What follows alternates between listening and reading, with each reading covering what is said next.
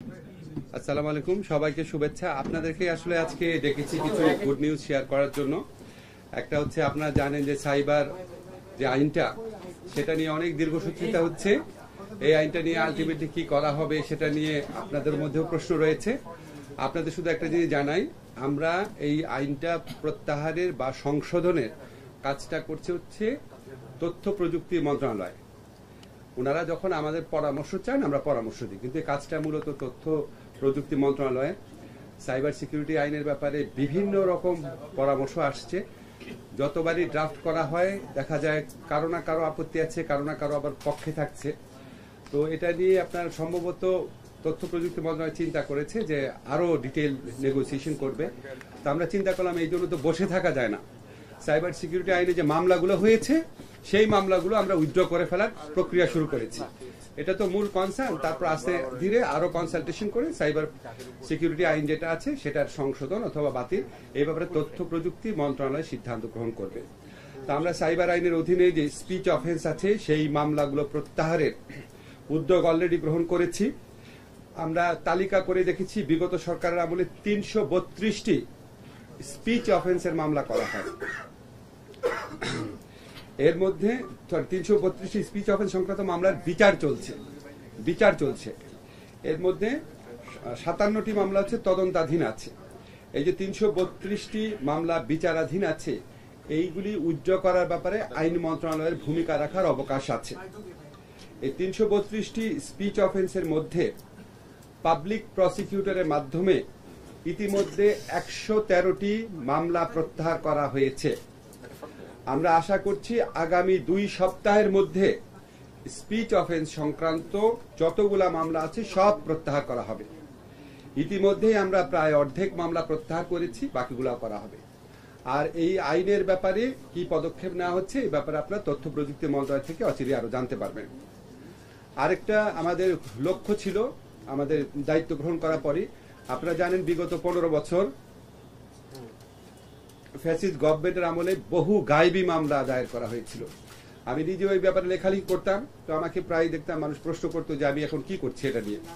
আপনাদের প্রথমেই বলি, আমরা এই উদ্যোগ গ্রহণ করতে দেরি হয়েছে কারণ গত সরকারের আমলে যে ৪-৪.৫ হাজার পাবলিক প্রসিকিউটর ছিল, তারা এই ৫ আগস্ট গণ অভ্যুত্থানের বিজয়ের পর তারা সবাই পালিয়ে গেছেন।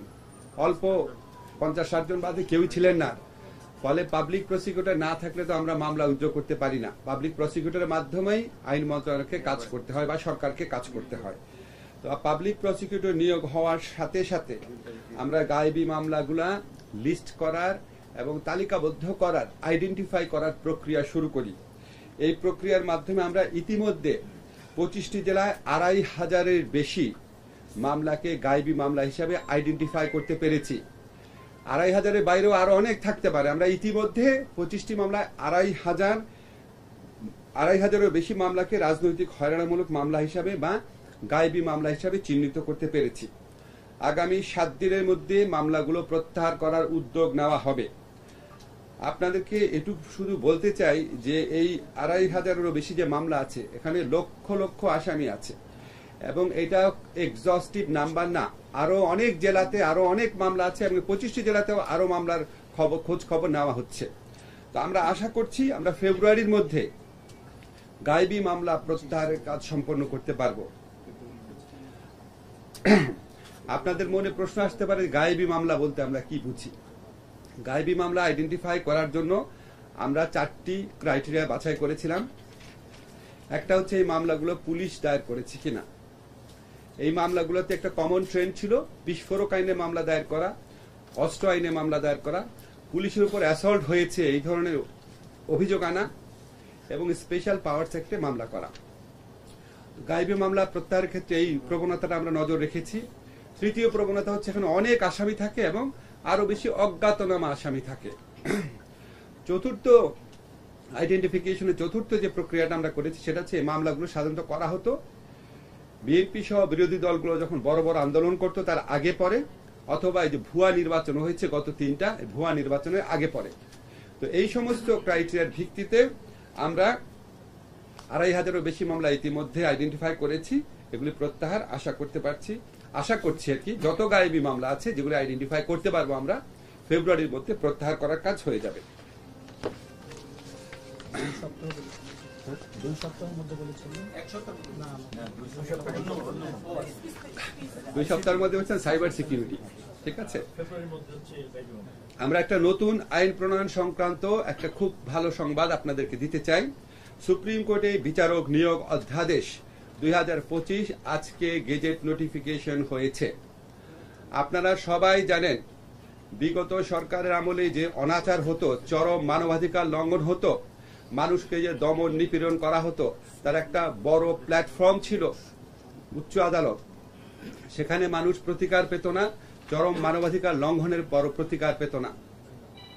এবং এটার কারণ ছিল উচ্চ আদালতে রাজনৈতিক সরকারগুলো সম্পূর্ণভাবে দলীয় বিবেচনায় অনেক ক্ষেত্রে অযোগ্য লোকদেরকে জাজ হিসাবে নিয়োগ দিত।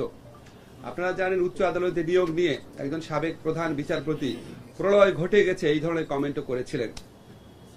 উচ্চ আদালতে বিচারক যদি স্বচ্ছ প্রক্রিয়ায় নিরপেক্ষ লোকরা, যোগ্য লোকরা যদি নিয়োগ না পায়, তাহলে বাংলাদেশের 18 কোটি বা 17 কোটি মানুষের মানবাধিকারের প্রশ্নটি অমীমাংসিত থেকে যায়, ঝুঁকির মধ্যে থেকে যায়।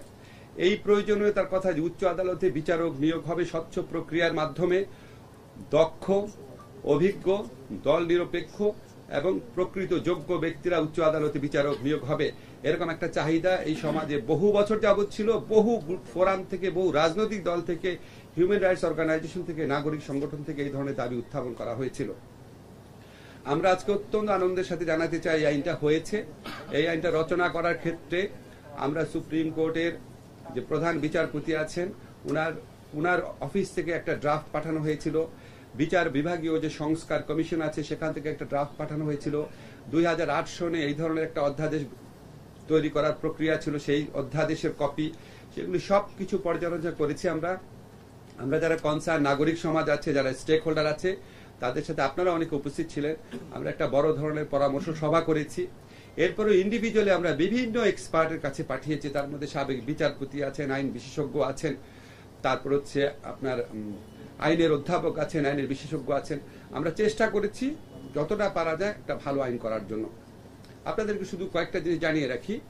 এখানে একটা উচ্চ আদালতে বিচারক নিয়োগের জন্য একটা কাউন্সিলের প্রস্তাব করা হয়েছে, কাউন্সিলের বিধান করা হয়েছে। এই কাউন্সিল হচ্ছে প্রধান বিচারপতির নেতৃত্বে সুপ্রিম কোর্টের আপিল বিভাগের 2 জন বিচারক, একজন অবসরপ্রাপ্ত, একজন ইনকামবেন্ট, হাইকোর্ট বিভাগের 2 জন বিচারক এবং অ্যাটর্নি জেনারেল, ওনাদেরকে নিয়ে একটা কাউন্সিল গঠন করা হবে। এই কাউন্সিল প্রথম হচ্ছে যাচাই বাছাই করবে, আর এখানে হচ্ছে মানে ওনারা নিজ উদ্যোগে অনেক নাম সংগ্রহ করবেন। একই সাথে সাথে যে কোনো মানুষ, যে কোনো আইনজীবী যেন অ্যাপ্লাই করতে পারেন, নিজের ইচ্ছায় অ্যাপ্লাই করতে পারেন, বা কারো নাম রেফার করে, আপনি একজন ভালো আইনজীবী, আপনি মনে করলেন উনার জাজ হলে ভালো হয়, আপনি উনার নাম আপনি নিজে রেফার করে ওখানে চিঠি পাঠাতে পারবেন, সেটা উন্মুক্ত আছে। আবার একই সাথে সাথে এই কাউন্সিল স্ব-উদ্যোগেও ভালো ভালো নাম সংগ্রহ করার চেষ্টা করবে যাতে ভালো জাজদেরকে নিয়োগ দেওয়া যায়। কাউন্সিল প্রাথমিক যাচাই বাছাই করার পর ওনারা ইন্টারভিউ নেবেন। একটা স্বচ্ছ এবং একটা জবাবদিহিমূলক প্রক্রিয়ার মাধ্যমে উচ্চ আদালতের বিচারকরা নিয়োগ হবেন। আমরা আশা করছি উচ্চ আদালতের পক্ষ থেকে উদ্যোগ গ্রহণ করা হলে আগামী 3 মাসের মধ্যে আমরা হাইকোর্টে যে পরবর্তী নিয়োগ আছে সেখানে আমরা আগের যে কোনো আমলের চেয়ে একটা বেটার নিয়োগ প্রক্রিয়ার মাধ্যমে উচ্চ আদালতে বিচারক নিয়োগ দিতে পারব। 6 সদস্য। এটা হচ্ছে সুপ্রিম কোর্টের বিচারক নিয়োগ অধ্যাদেশ। কাউন্সিলটার নাম হচ্ছে বিচারক জুডিশিয়াল অ্যাপয়েন্টমেন্ট কাউন্সিল। আচ্ছা, তারপর হচ্ছে আমরা একটা, আপনারা জানেন সবাই যে সুপ্রিম কোর্টের পৃথক সচিবালয় প্রতিষ্ঠা, এটার যে একটা দাবিও সমাজে দীর্ঘদিন যাবত আছে। এই সংস্কারের কথা আমরা, এটা একটা জাতীয় ঐক্যমতের মতো পরিণত হয়েছে এই জিনিসগুলা। আজকের ঐক্যমত না, এটা গত আপনারা বলতে পারেন 20-25 বছর যাবত আমরা এই সমস্ত কথা বলে আসছি। এটার উদ্যোগ গ্রহণ করা হচ্ছে, একটু টাইম লাগছে খুঁটিনাটি পরীক্ষা করার জন্য। আরেকটা আমাদের ইচ্ছা আছে মানে কি কমিটমেন্ট আপনাদের কাছে। আমরা স্থায়ী অ্যাটর্নি সার্ভিস, এটা আপনারা জানেন যে পিপিরা অনেক সময় অভিযোগ আসে, কিছু সময় অভিযোগ আছে যে পিপিরা যেহেতু দলীয়ভাবে নিয়োগ হন, এই জন্য অনেক সময় ওনারা নিরপেক্ষ ভূমিকা পালন করতে পারেন না, রাষ্ট্রের পক্ষে ভূমিকা পালন না করে ক্ষমতাসীন দলের পক্ষে ভূমিকা পালন করেন। এই প্রবলেমের সলিউশন হচ্ছে স্থায়ী প্রসিকিউশন সার্ভিস প্রণয়ন করা, প্রতিষ্ঠা করা, সেই লক্ষ্যে আমরা আইন তৈরির কাজ শুরু করেছি, অনেক দূর এগিয়ে গেছে, সম্ভবত 1 মাসের মধ্যে এটা আমরা করতে পারবো। এছাড়া আমরা একটা অনেক গুরুত্বপূর্ণ কাজ করেছি, সেটা হচ্ছে আপনারা জানেন 36 ধরনের ডকুমেন্ট আইন মন্ত্রণালয় সত্যায়ন করে। এই সত্যায়নগুলা গত 13 ডিসেম্বর থেকে এই সত্যায়ন প্রক্রিয়াকে অনলাইন ভিত্তিক করা হয়েছে। পরে ম্যানুয়াল পদ্ধতিতে অ্যাটেস্টেশন করার জন্য জনগণকে দীর্ঘ লাইনে দাঁড়াতে হয় না। আমি শুনেছি আমাদের আইন মন্ত্রণালয়ের সামনে দীর্ঘ লাইন থাকতো অ্যাটেস্টেশন করার জন্য। আপনারা সাংবাদিকরা যারা আছেন আপনারা দেখেছেন, এটা আর করতে হচ্ছে না। বর্তমান পদ্ধতিতে ঘরে বসে 2-1 দিনের মধ্যে কার্যক্রম সম্পন্ন করা যাচ্ছে। এই পদ্ধতিতে সত্যায়নের পর বাংলাদেশি নাগরিকদের বিদেশি দূতাবাসে পুনরায় সার্ভিস ফি দিয়ে সত্যায়ন করা লাগছে না। আমাদের হিসাব হয়তো একটু এদিক সেদিকে হতে পারে, বছরে প্রায় 500 থেকে 700 কোটি টাকা জনগণের বেঁচে যাচ্ছে। এই জন্য অনলাইন ভিত্তিক সত্যায়ন করা হচ্ছে আইন মন্ত্রণালয় থেকে। বিবাহ সম্পাদনে আরোপিত একটা কর ছিল, আইন মন্ত্রণালয় অযৌক্তিক কর আরোপকে বাতিল করেছে। এটা হচ্ছে মোটামুটি এখন পর্যন্ত করা কাজ। আর পরবর্তীকালে আপনাদের জানাবো আমরা দেওয়ানি এবং ফৌজদারি আইনের ফৌজদারি কার্যবিধি যেটা আছে সেখানে আরো কিছু এরিয়া আইডেন্টিফাই করেছি। এরকম 15 থেকে 20টা এরিয়া অলরেডি আইডেন্টিফাই করেছি। আমরা সমস্ত আইনগত সংস্কার আশা করি আগামী 6 মাসের মধ্যে আমাদের যে প্রত্যাশা আছে সবগুলো আইনগত সংস্কার করে যাব। এখন আমরা যতগুলা সংস্কারই করব, আপনারা জানেন সরকারের পক্ষ থেকে বিচার বিভাগের সংস্কার কমিশন প্রতিষ্ঠা করা হয়েছে। আমরা এই সংস্কার কমিশনের কাছ থেকে উনাদের সম্মতি নিয়ে, উনাদের সাথে সাহায্য নিয়ে আমরা এই কাজগুলা করার চেষ্টা করছি, যাতে এটা কোঅর্ডিনেশন থাকে। এই হচ্ছে মোটামুটি আজকে আলোচনার বিষয়। আপনাদের যদি এই সমস্ত ব্যাপারে প্রশ্ন থাকে তাহলে প্রশ্ন করতে পারেন। আমার প্রশ্নটা হলো যে সুপ্রিম যে কাউন্সিল, জুডিশিয়াল অ্যাপয়েন্টমেন্ট কাউন্সিল যেটা গঠন করতে যাচ্ছে আপনারা, সংবিধানের বিদ্যমান বিধান অনুযায়ী সংবিধান 95 আর্টিকেলে কন্ট্রাডিক্ট করবে কিনা সংবিধানের সঙ্গে আপনাদের, এটা একটু ডিপেন্ড করবে। কন্ট্রাডিক্ট করবে না, কারণ এটা নিয়ে আগে আপনার আসলে মামলাও হয়েছিল যখন 2008 সনে আইনটা করা হয়েছিল। সেখানে আপনার সংখ্যাগরিষ্ঠ বিচারপতি বলেছেন এটা কন্ট্রাডিক্ট করবে না। এবং আমরা কন্ট্রাডিক্ট যেন না করা হয় সেই জন্য বাংলাদেশে যত বড় বড় ল এক্সপার্ট আছে সবার সাথে কথা বলে ওইভাবেই করা হয়েছে। এই আইনটির মাধ্যমে স্যার এটা নিঃসন্দেহে একটি ভালো, এবং মানুষ আমি স্যার হোস্টাইনটা নিয়ে লিখছি, প্রশংসিত হয়েছে আইনটি। এবং এটি স্যার একটা বিষয় যে নির্বাচন কমিশন গঠনটাও কিন্তু স্যার এরকম এটা প্রস্তাবনার মাধ্যমে ছিল বা আছে এখনো। এরপরও স্যার আমরা কিন্তু ওই নির্বাচন কমিশন পাইনি, যাতে যে 3টা নির্বাচনে আমরা যা প্রমাণিত হয়েছে, এটা একটা বিষয় স্যার। আর একই সাথে এখানে 2টি অংশ আছে, যে একটা আইনজীবীর মধ্যে থেকেও বিচারক নিয়োগ হয়, আবার জুডিশিয়াল সার্ভিস থেকেও বিচারক নিয়োগ হয়। এটার কোনো ভাগ থাকবে কিনা, যে বা কিভাবে কোন ভাগে? আপনি অত্যন্ত বাংলাদেশে একটা বাস্তব চিত্র তুলে ধরেছেন। আমরা অতীতে নির্বাচন কমিশন যে ওটা কিন্তু আগে যারা যাচ্ছিলেন উনাদের মানে প্রধান করে গঠিত বাছাই কমিটির মাধ্যমে এই মানে বিদঘুটে সব নির্বাচন কমিশন পেয়েছিলাম। আপনার প্রশ্নটা জাস্টিফাইড। আমি শুধু আপনাকে অনুরোধ করব একটু লক্ষ্য রাখার জন্য, এখন যিনি প্রধান বিচারপতি আছেন আপনার কি মনে হয় ওনার নেতৃত্বে এরকম কিছু মানে খারাপ কিছু হওয়া সম্ভব? খালি এটা মনে রেখেন। আমরা মাঝে মাঝে খেয়াল করি না যে আমরা খুব গর্বের সাথেই বলি আমরা প্রধান বিচারপতি পদে এমন একজনকে পেয়েছি, আপিলেট ডিভিশনের জাজ হিসাবে এমন যাদেরকে পেয়েছি। আমরা বিশ্বাস করি, আশা করি উনাদের মাধ্যমে যে জাজরা নিয়োগ প্রাপ্ত হবেন সেটা পূর্বের আমলের মতো হবে না, কনফিডেন্টলি বলতে পারি। আর যেটা আপনি বলেছেন যে বিচারপতিদের মধ্যে, এটা খুব ভ্যালিড কোয়েশ্চেন। আপনি সাবজেক্টটা সত্যি পড়াশোনা করেন, আপনাকে অনেক ধন্যবাদ, খুবই বুদ্ধিমত্তার সাথে প্রশ্ন করেছেন। এটা একটা দীর্ঘদিনের টেনশন যে কতজন লয়ার থেকে জাজ নিয়োগ করা হবে, কতজন আপনার নিম্ন আদালতে জাজ থেকে উচ্চ আদালতে জাজ নিয়োগ করা হবে। আমাদের সংবিধানে 2টা বিধানই আছে, হাইকোর্টের আইনজীবীদের মধ্যে থেকে এবং নিম্ন আদালতের জাজদের মধ্যে থেকে। যাদের 10 বছর কমপক্ষে অভিজ্ঞতা আছে তাদেরকে উচ্চ আদালতে জাজ বানানো যায়। এখন সাধারণত রাজনৈতিক সরকারগুলোর একটা প্রবণতা ছিল ওনারা উচ্চ আদালতের আইনজীবীদের মধ্যে থেকে বেশি জাজ বানাতেন, বিকজ ওনাদের মধ্যে রাজনৈতিক পরিচয়টা খুব স্পষ্ট দেখে। তো এটা আমরা এই কমিশনের বিবেচনার উপর ছেড়ে দিয়েছি। তবে আমরা বলেছি যথাপযুক্ত প্রতিনিধিত্ব যেন থাকে। স্যার একটা প্রশ্ন করতে চাই স্যার, আপনি মানে যে সুপ্রিম জুডিশিয়াল অ্যাপয়েন্টমেন্ট কাউন্সিল, এখানে প্রধান বিচারপতি প্রশ্ন করলেন, হ্যাঁ উনি ধরে নিতে পারি আমরা নিরপেক্ষ, কিন্তু এই কাউন্সিল নিয়ে তো ভবিষ্যতে প্রশ্ন হতে পারে। বিশেষ করে গেল আমলের যারা প্রধান বিচারপতি ছিলেন তারাও তো নানান কিছু করেছে। তো এই কাউন্সিল কিভাবে নিরপেক্ষতা নিশ্চিত? শোনেন, আমি একটা জিনিস বলি, আপনি আইন দিয়ে যত আইনই করেন না কেন, আপনি আইন দিয়ে সমস্ত নিরপেক্ষতা নিশ্চিত করতে পারবেন না। সব মানুষই যদি খারাপ হয় তাহলে আমরা সবাই খারাপ। একটা আইন করলাম আমরা সবাই মিলে বাংলাদেশের প্রধানমন্ত্রী রাষ্ট্রপতি নিয়োগ করবো, তো ওনারা ভালো হবে? তো আমরা তো এখন ধরেন আশাবাদ ব্যক্ত করেছি একটা যদি ভালো আমরা নজির স্থাপন করে যেতে পারি, বর্তমান প্রধান বিচারপতির নেতৃত্বে যখন ভালো নিয়োগ হবে একটা নজির স্থাপন করে যেতে পারি। নজির স্থাপন করলে, বেঞ্চমার্ক স্থাপন করলে আপনারা পরবর্তীকালে কার্যক্রমের সাথে কম্পেয়ার করে তখন বলতে পারবেন। আমরা পরে কি হবে এটা আমরা বলতে পারি না। আমরা কিছু বেঞ্চমার্ক তৈরি করে দিয়ে যাচ্ছি, সংস্কার তৈরি করে দিয়ে যাচ্ছি। এরকম বহু সংস্কার আপনার 2008 সনের 111 পিরিয়ড আমরা যখন বলি ওই সময় করা হয়েছিল। আওয়ামী লীগ গভর্নমেন্ট পরবর্তীকালে কোনো কিছুই রাখে নাই। তো পরবর্তীকালে এই জুলাই গণ অভ্যুত্থানের পরে পরবর্তীকালে যে রাজনৈতিক সরকার আসবে সেটা যে দলেরই হোক, তারা জুলাই গণ অভ্যুত্থানকালে মানুষের যে স্যাক্রিফাইস, আত্মদান, রাষ্ট্র সংস্কারের যে আকাঙ্ক্ষা সেটাকে আগের মতো পদদলিত করবে না বলে আমার বিশ্বাস। একটা বিষয় হচ্ছে প্রধান বিচারপতি নিয়োগ করতে পারবেন, এটা উচিত কিনা এক। দ্বিতীয়ত হচ্ছে রাষ্ট্রপতি এই ফাইল ফেরত পাঠাতে পারেন, সেটা কতবার ফেরত পাঠাতে পারবেন বা এরকম প্রশ্ন নির্দিষ্ট আছে কিনা। আর বয়স 45, প্রথমটা কি বলেছেন? ভারপ্রাপ্ত প্রধান বিচারপতিও এই প্রক্রিয়ার মানে প্রিজাইড করতে পারবেন, সেটা থাকা উচিত কিনা। এটা মানে এটা বাই ইমপ্লিকেশন থাকে, যিনি আপনার প্রধান বিচারপতি থাকেন বাই ইমপ্লিকেশন ভারপ্রাপ্ত প্রধান বিচারপতিটা করতে পারে। বাট আমি মনে করি এটা এমন আর্জেন্সি না যে ধরেন প্রধান বিচারপতি 7 দিনের জন্য কোথাও দেশে গেছেন, 7 দিনের মধ্যে বিচারক নিয়ে করতে হবে, এটা এমন আর্জেন্ট কোনো বিষয় না। ফলে এখানে ভারপ্রাপ্তটা কথা বলার প্রয়োজন আমরা অনুভব করি নাই।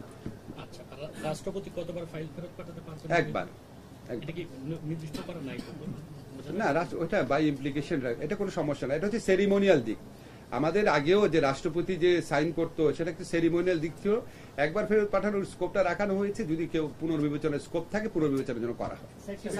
একটা প্রশ্ন ছিল যে আমি জাকির এনজি অনলাইন আছি, তো এই যে সুপ্রিম কোর্টে যে বিচারপতিগুলো নিয়োগ দেওয়া হয় হাইকোর্ট বিভাগে, তাদেরকে অস্থায়ী ভিত্তিতে 2 বছরের জন্য নিয়োগ দেওয়া হয়, 2 বছর পরে তাদেরকে স্থায়ী করানো হয়।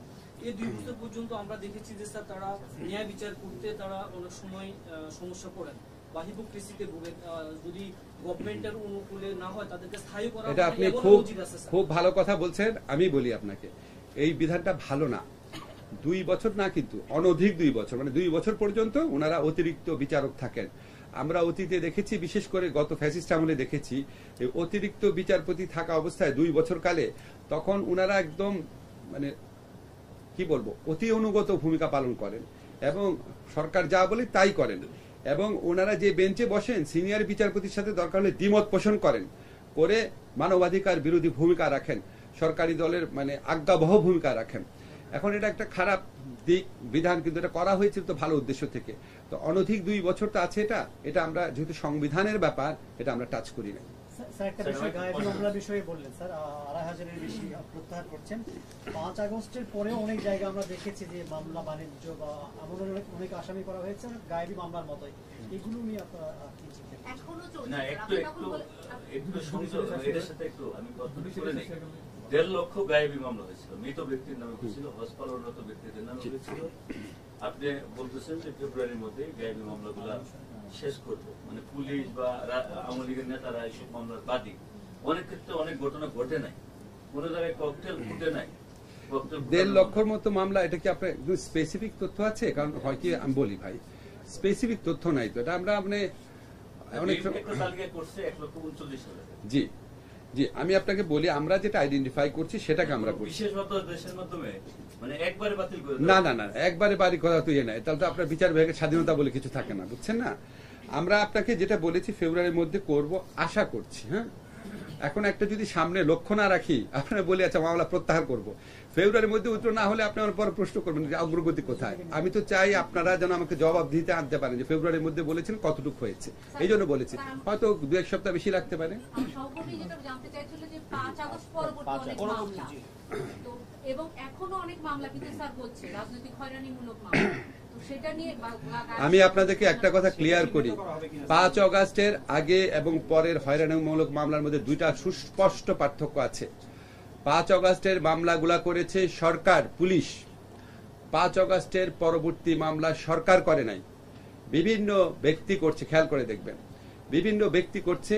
তাদের মধ্যে কেউ কেউ জেনুইনলি করছে, কেউ কেউ বাণিজ্য করার উদ্দেশ্যে করছে, কেউ কেউ চাপে পড়ে করছে, কেউ কেউ ইগনোরেন্স থেকে করছে। আমরা একটা মামলাও সরকারের পক্ষ থেকে করা হয়নি। কাজে 5ই অগাস্টের আগের আর পরের মামলা একটু ডিফারেন্ট, একটু প্লিজ খেয়াল রাখবেন। আমরা এই ক্ষেত্রে ধরেন আমাদের স্বরাষ্ট্র মন্ত্রণালয় থেকে পুলিশকে বলা হয়েছে এই মামলাগুলা যখন হবে পুলিশ বস্তুনিষ্ঠতা প্রতিষ্ঠিত হওয়ার আগে কাউকে যেন গ্রেফতার না করে। এখন আপনারা তো একটা জিনিস জানেন, এটা তো আর আমাদের প্রত্যাশা মাফিক পুলিশ বাহিনী না। গত 15 বছরের পুলিশ বাহিনী তাদের উত্তরাধিকারিত্ব আমরা পেয়েছি, কিছু ক্ষেত্রে ব্যত্যয় হতে পারে। আর আদালতে যে মামলাগুলো দায়ের করা হয় বা যেটা বিচারিক স্টেজে আসবে সেটা আপনারা নিশ্চিত থাকতে পারেন আমাদের বিচার বিভাগ সম্পূর্ণ স্বাধীনভাবে কাজ করবে। এখানে কোনো রকম ডিকটেশন হবে না, মেরিট না থাকলে অবশ্যই ওনারা ব্যবস্থা নেবেন। স্যার, এই যে 25,000 মামলায় তো অনেক মামলা এই অল্প সময়ে আপনি জাস্টিফাই মানে কিভাবে জাস্টিফাই করবেন যে এগুলো সব রাজনৈতিক মামলা? এর মধ্যে যদি আমিও অনৈতিকভাবে ঢুকে যেতে পারি বা আমি আপনাকে বললাম না 4টা ক্রাইটেরিয়া আছে, এই জন্য তো টাইম লাগছে। 4টা ক্রাইটেরিয়া আছে, 4টা ক্রাইটেরিয়া বলেছি একবার, আবার বলি। একটা হচ্ছে পুলিশ মামলা করেছে কিনা। গায়েবী মামলা নিয়ে আপনারা রিপোর্ট করেছেন, আপনারা জানেন না গায়েবী মামলাগুলো কোন ধারাতে করা হয়?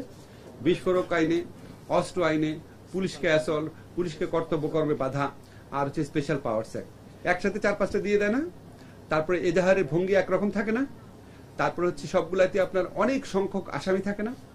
এবং সব মামলাই আপনার নির্বাচনে আগে পরে বা বড় আন্দোলনের আগে পরে হয় না? সেগুলির ভিত্তিতে বাছাই করেছি। যেটা সন্দেহ সেটা বাদ দিয়েছি। যেটা এই যে উনি যে বললো অনেক সংখ্যা হতে পারে, কিন্তু আমরা একদম নিঃসন্দেহে থাকার জন্য আমরা ওখানে কোর্ট রেকর্ড সেগুলি দেখার চেষ্টাও করা হচ্ছে। তারপর আমরা আরো স্ক্রুটিনি করছি, অনেক সাবধানে এগোচ্ছি দেখে নাম্বারটা কম হচ্ছে। আপনাকে বলেছি ফেব্রুয়ারির মধ্যে প্রত্যাহার করতে পারবো। এটা হচ্ছে আমরা পিপির মাধ্যমে আবেদন করব। আশা করছি কোর্টকে যদি পিপির মাধ্যমে যদি আবেদন করা হয় প্রত্যাহারের যে প্রক্রিয়া সেটা সম্পন্ন হবে। জেলার সংখ্যা আরো বাড়াবে কিনা? মানে 25 জেলা, সব জেলায় আমরা 25 জেলা না আমরা তো তথ্য চেয়েছি, একটু শোনেন। পিপি নিয়োগ তো সব জেলায় একই সাথে হয় নাই, বিভিন্ন প্রক্রিয়াতে হয়েছে। ঠিক আছে, কোন জেলাতে পিপি নিয়োগ হয়েছে যেই মাসে অন্য জেলাতে করতে তার 1 মাস বেশি লেগে গেছে। এখন আমরা সমস্ত পিপি অফিসকে বলছি আপনারা এই 4টা ক্রাইটেরিয়ার ভিত্তিতে লিস্ট পাঠান। এই লিস্ট পাঠাতে পেরেছে 25টা জেলার থেকে এখন পর্যন্ত, আজকে পর্যন্ত 25টা জেলার থেকে আমরা 2,500-এর বেশি মামলা পেয়েছি। আমরা স্ক্রুটিনি করে এগুলি প্রত্যাহার করার ব্যবস্থা নিচ্ছি।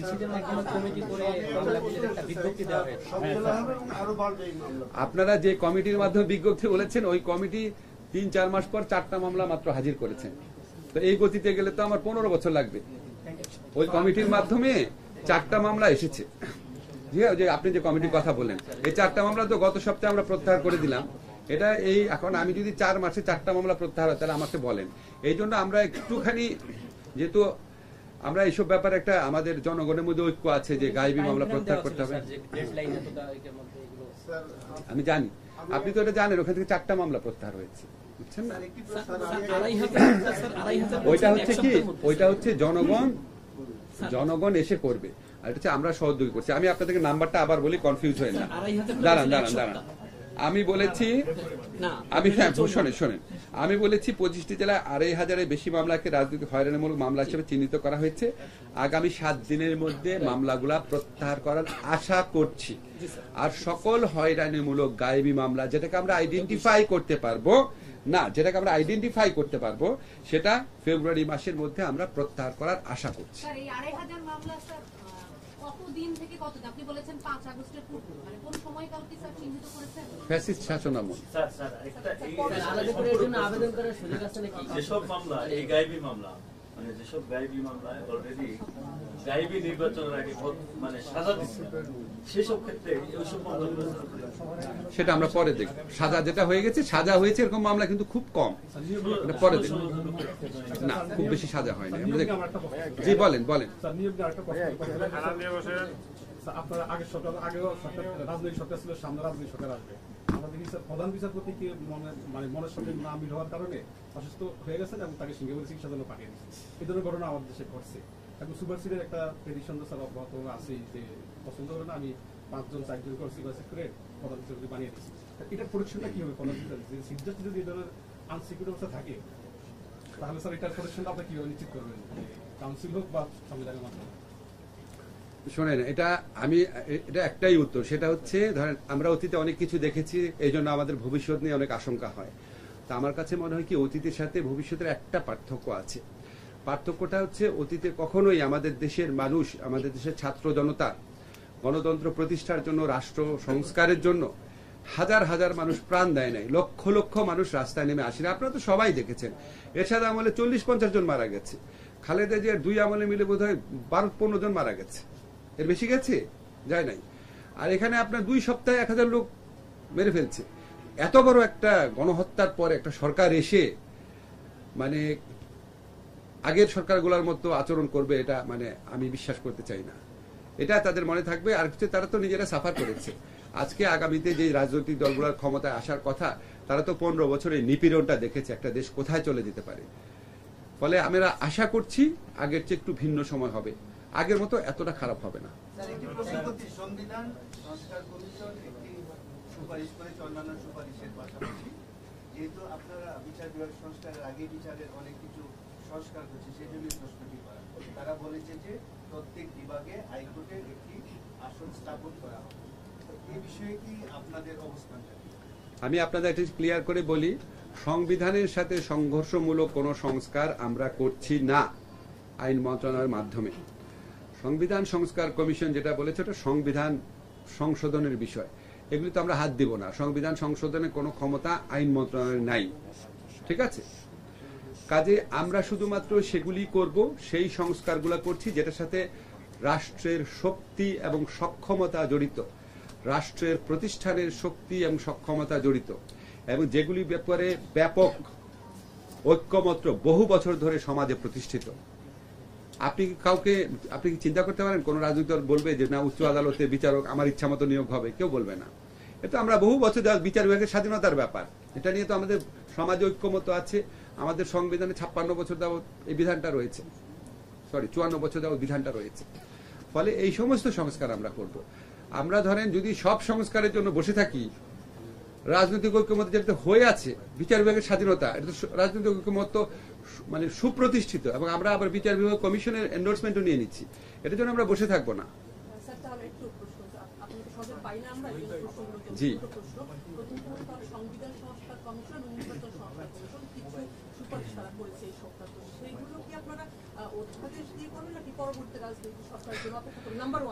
আচ্ছা, নাম্বার 1টা আগে বলি। সংবিধান সংস্কার কমিশনের রিপোর্টের ভিত্তিতে কি হবে সংবিধান সংস্কার, বিশেষ করে এটা সম্পূর্ণভাবে জাতীয় ঐক্যমত্য কমিশন যে আছে সেই কমিশনই ডিসাইড করবে যে ওনারা কিভাবে করবে। একটা আপনার ইয়েতে নির্বাচনের আগে একটা জাতীয় দলিল করবে কিনা, যাচ্ছে ঠিক আছে যেই দলই ক্ষমতায় আসুক, যে পার্লামেন্টই গঠিত হোক, আমরা এই সংস্কারগুলো করব, বা গণপরিষদের নির্বাচন করবে কিনা, নির্বাচন একই সাথে সাথে পার্লামেন্ট এবং গণপরিষদ দুইটার নির্বাচন করে ফেলো, আপনি আগে নির্বাচিত হলে পার্লামেন্টের মেম্বারও থাকলেন, গণপরিষদের মেম্বারও থাকলেন, সেই প্রক্রিয়া যাবে কিনা এটা জাতীয় ঐক্যমত্য কমিশন ঠিক করবে। আর নির্বাচনী সংস্কার যেটা বলছেন একটু বলি, নির্বাচনী সংস্কারে কিছু বিষয় আছে যেটা সংবিধান পরিবর্তনের সাথে সম্পর্কিত না, সেটা যদি রাজনৈতিক দলগুলো ঐক্যমত্য পোষণ করে অবশ্যই এই সরকারে আমলে হয়ে যাবে। এটা আপনি বলছেন গণপরিষদের জাতীয় নির্বাচন, গণপরিষদ নির্বাচন হওয়ার সম্ভাবনা আছে? না না না, আমি বললাম এটা পসিবিলিটি হিসাবে, যে কিভাবে হবে না হবে অনেকগুলো এভিনিউ হিসাবে বললাম।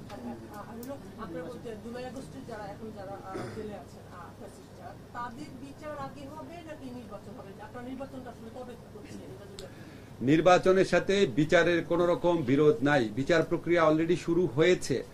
আপনারা কি দেখতে পাচ্ছেন না, আমাদের তো একটা হচ্ছে কনভেনশনাল কোড, আর হচ্ছে ইন্টারন্যাশনাল ক্রাইম ট্রাইব্যুনাল।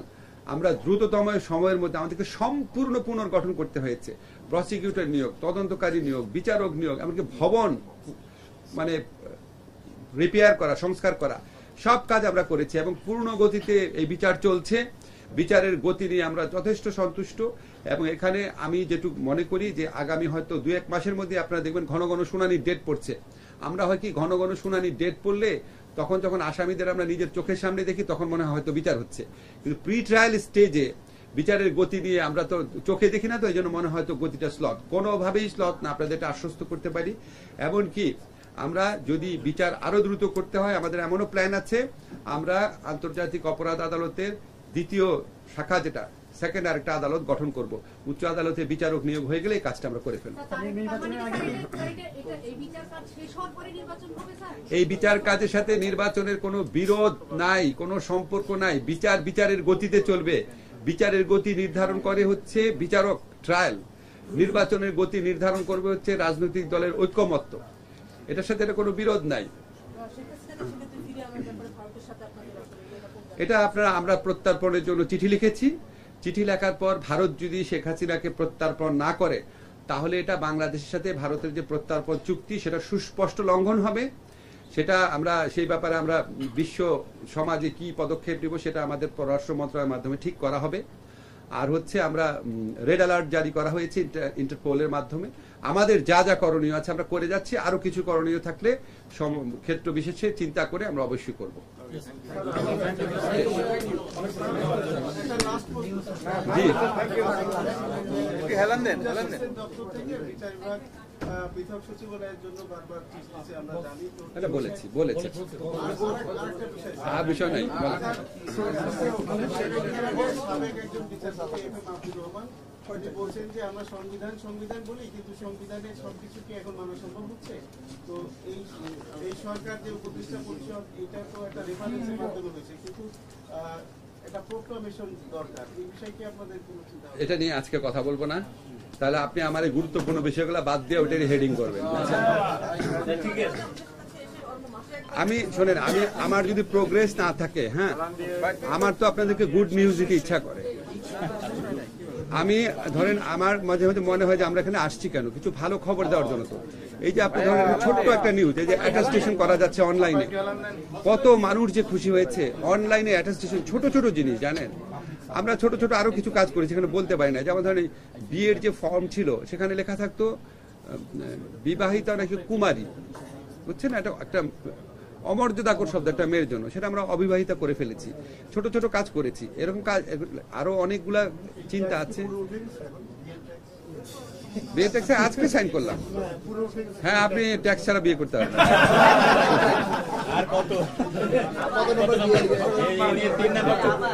ঠিক আছে, ভালো।